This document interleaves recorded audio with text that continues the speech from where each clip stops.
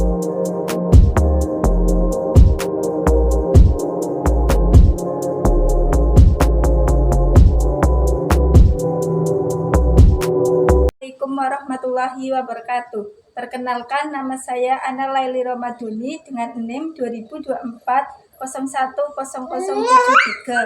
dari Fakultas Ilmu Tarbiyah dan Keguruan dari Prodi PAI dari Universitas Said Al-Quran Jawa Tengah di Wonosobo. Perkenalkan, nama saya Siti Amtiah dengan NIM 2024010074 dari Fakultas Ilmu Tarbiyah dan Keguruan Prodi Pendidikan Agama Islam di Universitas Sains Al-Quran Wonosobo. Dan saya Muhammad Nabil Musyafa dengan NIM 2024 Prodi Pendidikan Agama Islam di Universitas Sains Al-Quran di Wonosobo, kelas PAI 1C.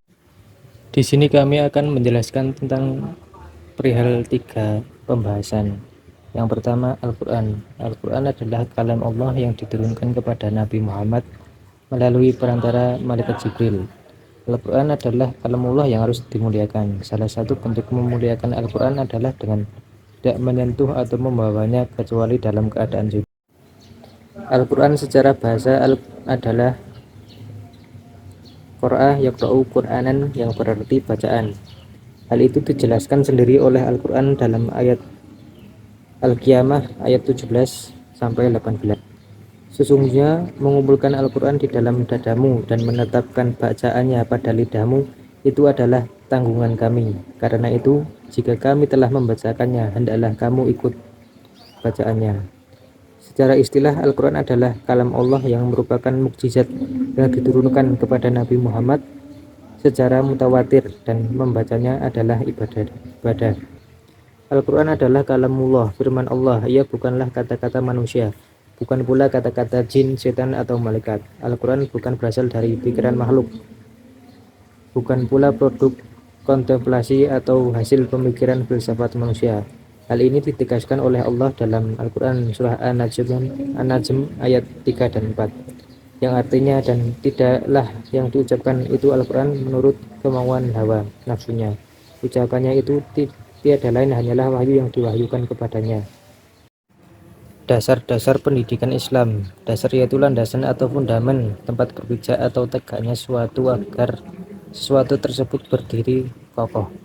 Dengan demikian, pendidikan Islam yaitu fundamen yang menjadi landasan atau asas akbar. Pendidikan Islam dapat tegak berdiri, tidak mudah roboh karena tiupan angin kencang berubah ideologi yang bermuncul baik sekarang maupun yang akan datang. Adapun dasar-dasar pendidikan Islam ada 3, yaitu Al-Quran, hadis, dan ijtihad. Pembahasan yang kedua, yaitu sunnah. Apa itu sunnah? Menurut bahasa, sunnah ialah jalan yang dilalui, baik terpuji atau tercela. Sedangkan menurut istilah, sunnah ialah suatu perkataan, perbuatan, penetapan, maupun sifat yang berasal dari Nabi Muhammad SAW. Sifat ini berupa sifat-sifat fisik, moral, maupun perilaku, sebelum beliau diangkat menjadi Rasul maupun sesudahnya. Sunnah merupakan sumber ajaran kedua setelah Al-Quran. Sunnah berisi petunjuk atau pedoman untuk kemaslahatan hidup manusia dalam segala aspeknya, untuk membina umat menjadi manusia muslim yang bertakwa. Untuk itu, Rasulullah SAW menjadi guru sekaligus pendidik utama.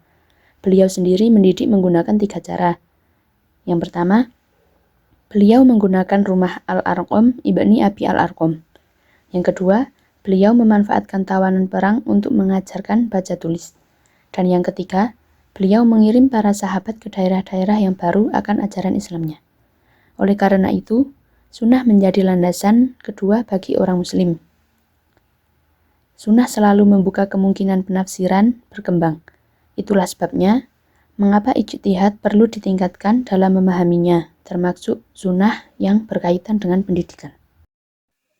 Ijtihad adalah upaya atau usaha intelektual yang dilakukan oleh seseorang ahli fikih mujtahid untuk menggali, memahami, dan menafsirkan ajaran-ajaran Islam baik dari Al-Quran maupun hadis dalam rangka menemukan solusi untuk permasalahan yang tidak dijelaskan secara tegas atau rinci dalam teks-teks agama. ijtihad dilakukan ketika suatu masalah hukum atau masalah kehidupan umat Islam belum memiliki ketetapan yang jelas dalam sumber-sumber utama agama, Al-Quran, dan hadis. Menurut bahasa, ijtihad berarti pergerakan segala kemampuan untuk mengerjakan sesuatu yang sulit. Atas dasar ini, maka tidak tepat apabila kata ijtihad dipergunakan untuk melakukan sesuatu yang mudah atau ringan.